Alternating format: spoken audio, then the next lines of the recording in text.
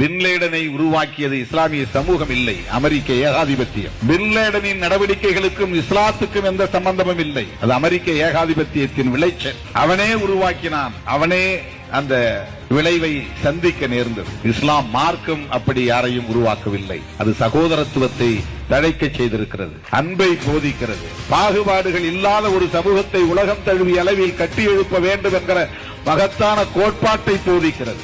ஆகவே உலக நாடுகளை அச்சுறுத்திக் கொண்டிருக்கிற அமெரிக்க ஏகாதிபத்தியத்திற்கு எதிரான துணிச்சல் மிகுந்த மக்களின் அறப்போரை இந்திய மண்ணிலிருந்தும் நம்மால் முன்னெடுக்க முடியும், மக்கள் போராக அதை மாற்ற முடியும் என்பதற்கு சான்றுதான் 2 நாட்களுக்கு முன்பு பீட்டர் சாலையில் நடந்த பல்லாயிரக்கணக்கான இஸ்லாமியர்கள் திரண்ட அந்த பேரணி என்பதை நான் இங்கே பதிவு செய்ய விரும்புகிறேன். அத்தகைய களத்தில் ஜனநாயகத்தை, நீதியை பாதுகாக்கிற களத்தில் என்றென்றும் உங்களோடு உற்ற துணையாக விடுதலை சிறுத்தைகள் நிற்போம் என்பதை சொல்லி வாய்ப்புக்கு நன்றி கூறி அலி காமினி அவர்களுக்கு எமது செம்மாந்த வீர வணக்கத்தை செலுத்தி முடிக்கிறேன். நன்றி, வணக்கம்.